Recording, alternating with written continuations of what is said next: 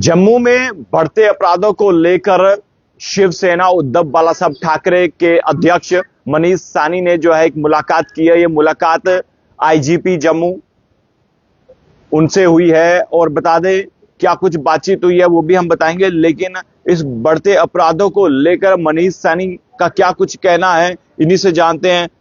सैनी साहब क्या कुछ कहना चाहते हैं? ये जो अपराध बढ़ रहे हैं क्या लग रहा है आपको? देखिए, पूरा जम्मू मुझे लगता है इस समय चिंतित है आपराधिक घटनाओं को लेकर। जम्मू शहर को याद कीजिए मंदिरों का शहर कहा जाता था और शांति प्रिय इलाका था।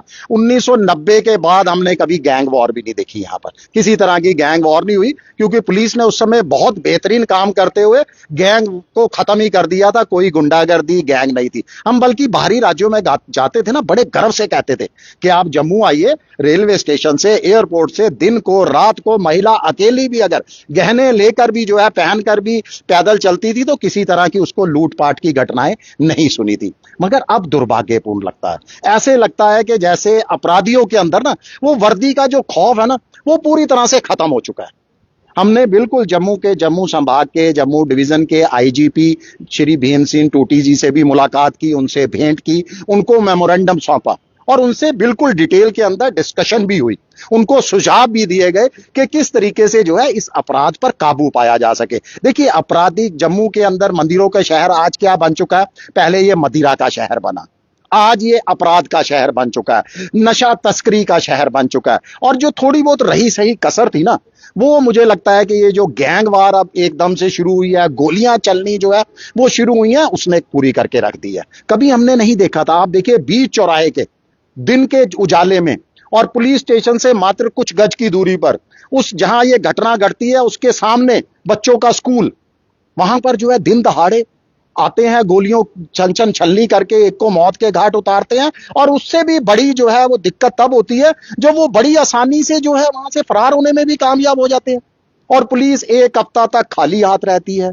उसके बाद अब दावे किए जा रहे हैं कि हमने उनको जो है वो अरेस्ट कर लिया। और जो वहां ग्रेटर कैलाश में हुआ, देखिए नेशनल हाईवे से सटा हुआ इलाका है, पॉश इलाके के जम्मू में गिना जाता है। वो चोरी नहीं है, ये जो जगह जगह कहा जा रहा है ना चोरियां हो रही हैं, मैं तो कहता हूं ये डाका है। देखिए, चोरी तो चोरी छुपे हुआ करती थी, रात के अंधेरे में होती थी, उसको हम चोरियां कहते थे। पुलिस के डर से जो है छुप छुप कर चोर आते थे। ये तो पुलिस को सीधी चुनौती दी जा रही है। दिन के उजाले में सीसीटीवी में कैद होते हैं और सबसे बिजी सड़क पर, चौक के अंदर, वो चौराहे पर वो दुकान है और वो ऐसा रास्ता है कि एक सेकंड के लिए भी वो खाली नहीं रहता। आपने सीसीटीवी में भी अगर उसको देखा होगा, आपके व्यूअर्स ने उसकी फुटेज, तो जब वो चोरी कर रहे थे, डाका वो डाल रहे थे, गहनों को लूट रहे थे, उस समय भी सीसीटीवी में बाहर से लोग आते जाते दिखाई दे रहे थे, गाड़ियां चलती हुई दिखाई दे रही थी। तो ये डाका है और पुलिस को खुली चुनौती है, बल्कि पुलिस को कड़ा संज्ञान लेना चाहिए। यही हमारी पुलिस के उच्च अधिकारियों से बातचीत हुई है कि उन इलाके के एसएचओ को, जो वरिष्ठ अधिकारी हैं, उनको तलब किया जाए, उनसे पूछा जाए कि ये कैसी घटनाएं हो रही हैं। शमशान घाट बताइए, कहते हुए भी मुझे शर्म आती है कि जहां पर जो है अस्थियां पड़ी होती हैं, फूल पड़े होते हैं, वो उसमें से भी आपने सिक्के और वो निकालने की चोरी कर ली। मंदिरों में चोरियां हो रही हैं। और ये स्कूटी और ये जो टू व्हीलर है ना, ये तो मुझे लगता है इसकी चोरी की तो घटनाएं अब आम हो चुकी हैं। आप किसी दुकान पे जाते हो, अंदर से कोई सामान लेते हो, जब बाहर आते हो तो पता चलता है कि आपकी स्कूटी ही गायब हो गई, आपका टू व्हीलर गायब हो गया। तो ये चोरियां हमने कभी नहीं देखी थी जम्मू में। पुलिस को देखिए, पुलिस पर मैं बिल्कुल, ये पुलिस की मैं तो साफ शब्दों में कहूंगा नाकामयाबी की मुंह बोलती तस्वीर है। और जम्मू के लोगों को बाहर आना चाहिए, पुलिस को सतर्क करना चाहिए, पुलिस को अपनी ड्यूटी को सही से निभाना चाहिए। कहीं ना कहीं जहां लैक ऑफ ड्यूटी हो रही है उस पर सख्त कदम उठाने चाहिए। और उच्च अधिकारियों, और मुझे देखिए पूरा मुझे विश्वास है, जिस तरीके से आईजीपी साहब से मेरी मुलाकात हुई, बिल्कुल उन्होंने तलब किया होगा कंसर्न अधिकारियों को, और पुलिस ने भी जो है इसको संज्ञान लिया होगा, इस पर कड़ा जरूर, और चोरियों पर जो है अंकुश लगाने की बात की होगी। अभी जिस तरह से चोरियां हमारे जम्मू शहर में बढ़ती जा रही हैं, कोई भी जो इस वक्त सरकार में जो बड़े नेता हैं, चाहे वो कोई भी नेता हो नेशनल कॉन्फ्रेंस का, किसी ने खुलकर बात नहीं कही है। देखिए बिल्कुल सही सवाल पूछा आपने। मुझे लगता है कि मेरे अंदर को वो नब्ज को आपने दबा दिया जो मैं बोलना चाहता था। देखिए ये भी दुर्भाग्यपूर्ण है। इस समय नेशनल कॉन्फ्रेंस की सरकार है और एक तरफ तो माननीय मुख्यमंत्री जी दावा करते हैं कि जम्मू को बहुत ध्यान देंगे, जम्मू के साथ भेदभाव नहीं होगा। एक शब्द उनके मुंह से नहीं निकला जम्मू की चोरियों को लेकर। और यही हाल बाकी उनके मंत्रिमंडल का भी है। उप मंत्री साहब जम्मू से हैं, जम्मू खिते से हैं, उसके बावजूद चोरियों के ऊपर एक शब्द नहीं बोला। और इसके साथ साथ एक और बात कहूंगा, जरूर कहूंगा। और जम्मू के जो तथाकथित हितैषी, जिनको जम्मू की जनता ने भरपूर समर्थन दिया, 29 सीटें दी जम्मू संभाग से, वो भी घर में चुपचाप बैठे हुए हैं, मूक दर्शक बने बैठे हैं। क्या उनका फर्ज नहीं बनता कि जनता के लिए बाहर निकले? जम्मू में जो अपराध बढ़ रहे हैं, कम से कम सड़कों पर आए, जनता का साथ दें। सरकार, अब तो वो अपोजिशन में है, उनकी तो सरकार भी नहीं है, अपोजिशन में है। सरकार से सवाल करें, माननीय एलजी साहब से सवाल करें। और एलजी साहब से भी मुझे देखिए निराशा हुई। मैं तमाम लोगों को बिल्कुल साफ शब्दों के अंदर कह रहा हूं, जम्मू के अंदर इतना मर्डर हो जाता है, गैंग वार होती है। एलजी साहब तो मुखिया है जम्मू कश्मीर के, और पुलिस उनके अधिकार क्षेत्र में है। पुलिस बल जो है उनको जवाबदेही है उनकी। उन्होंने एक शब्द नहीं बोला उनके ऊपर, उस हत्या को लेकर। गैंग वार पुलिस भी बड़े आसानी से आती है और ये कहकर टाल दिया जाता है कि ये तो गैंग वार तो आम घटना है।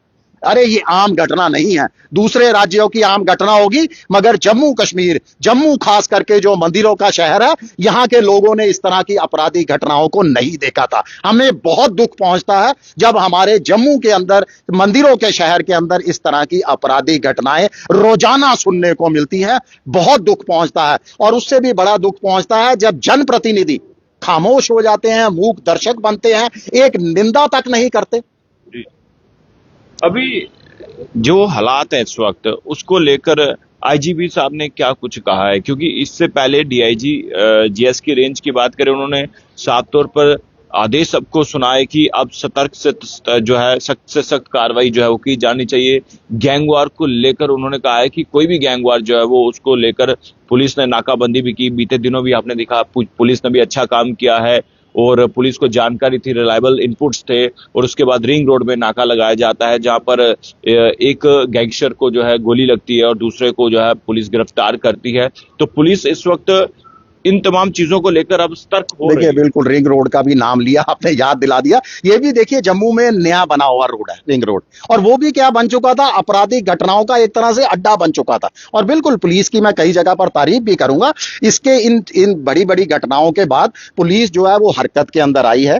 जैसा कि हमने सुझाव दिया था कि पुलिस पब्लिक मीटिंग होनी चाहिए। कल मैं अखबारों की सुर्खियों में भी पढ़ रहा था कि पुलिस ने इस तरह की जो है जनता के साथ संपर्क साधना शुरू किया। देखिए ये अपराध को कंट्रोल करने के लिए जो है कहीं ना कहीं जनता से इनपुट मिलेंगे। देखिए पुलिस के सूत्र क्या है, जनता है, जनता के अंदर बैठे हुए लोग हैं। तो पुलिस को जनता के साथ संपर्क साधना होगा, अच्छे तरीके से अपने जो है सूत्र बढ़ाने होंगे। और शिवसेना की तरफ से भी हमने तो ऑफर भी किया है, अपने हमारे जितने शिव सैनिक हैं एज ए वॉलेंटियर हर केस में अंदर, हर मुद्दे पर पुलिस की मदद करने को तैयार हैं। चाहे वो ड्रग्स तस्करी का मामला हो, किसी तरह का जो है आपराधिक घटनाओं का मामला हो। और सबसे बड़ी हमने जो है पुलिस से एक रिक्वेस्ट भी किया है, एक निवेदन भी किया है कि पुलिस बाहरी लोगों की पूरी वेरिफिकेशन करे, उनका बायोमेट्रिक्स डाटा अपने पास रखे। देखिए ये बाहरी लोग कोई हमारे लिए कोई दुश्मन नहीं है, वो जम्मू में जरूर आते हैं, मगर किसी ना किसी पुलिस के पास डाटा रिकॉर्ड ना होने के कारण वो आपराधिक घटनाओं को कुछ लोग इसमें से अंजाम देते हैं और बड़ी आसानी से अंडरग्राउंड हो जाते हैं। अगर पुलिस के पास उनका डाटा होगा तो इनकी पहचान की जा सकती है। ये भी हमारा मेमोरेंडम के अंदर रिक्वेस्ट था कि इन सबकी वेरिफिकेशन की जाए, बायोमेट्रिक्स इनका जो है वो पुलिस के पास रिकॉर्ड किया होना चाहिए और पुलिस और पब्लिक के अंदर तालमेल बढ़े। कहीं ना कहीं देखिए जवाबदेही तय करनी होगी। जवाबदेही तय करने के बिना पुलिस जो है इस तरीके के घटनाओं को रोकने में जो है वो नाकामयाब अगर साबित हो रही है तो उसको जवाब देना होगा कि कहां पर कमी रह रही है, उस कमी को दूर किया। ये भी देखा होगा बस भी चोरी हुई। देखिए बस बिल्कुल एक ही दिन में मैंने सुना, पहले तो हम सुनते थे कि बैटरियां चोरी हो गई, ये जो ई रिक्शा की आई हैं, फिर सुना कि बस चोरी हो गई, उसके बाद सुना कि पूरा का पूरा ऑटो चोरी हो गया, फिर गाड़ी चोरी हो गई। यानी इतनी लोगों के जो है वो बढ़ चुका है उनका मन कि इस तरह की चोरी को अंजाम दे रहे हैं। और पुलिस पूरी तरह से जो है खामोश, हाथ के ऊपर हाथ रखकर बैठी हुई है। पुलिस को देखिए सतर्क होना पड़ेगा। जम्मू के अंदर आपराधिक घटनाओं पर पूर्ण विराम लगना चाहिए।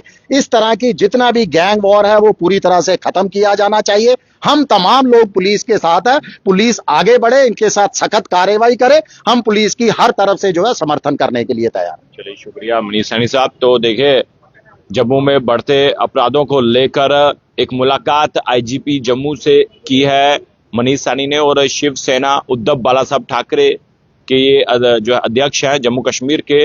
और अब जिस तरह से क्राइम बढ़ रहा है और उसको लेकर जो है तमाम चर्चाएं इन्होंने की है। अब पुलिस जो है वो एक्टिव हो चुकी है। बीते दिनों से मैं बता रहा हूं आपको, अलग अलग जगहों से चाहे वो चिट्टा हो वो रिकवर किया जा रहा है, चाहे स्नैचिंग के मामले हैं। जानीपुर से एक स्नैचिंग का मामला, जो जब एफआईआर लगी और उसके 6 घंटे में तो स्नैचर्स को दबोच लिया गया, और आईफोन था, आईफोन को भी रिकवर किया गया। पुलिस एक्टिव हो चुकी है, लेकिन अभी जो घटना बढ़ रही है उसको लेकर पुलिस को और प्लानिंग करनी होगी, और जो है रात को लगातार गश्त करनी होगी, ताकि अपराधियों को दबोचा जाए और अपराध जम्मू से खत्म हो सके। देखते रहिए जेके मीडिया, कैमरामैन दीपक मनाज के साथ जय हिंद।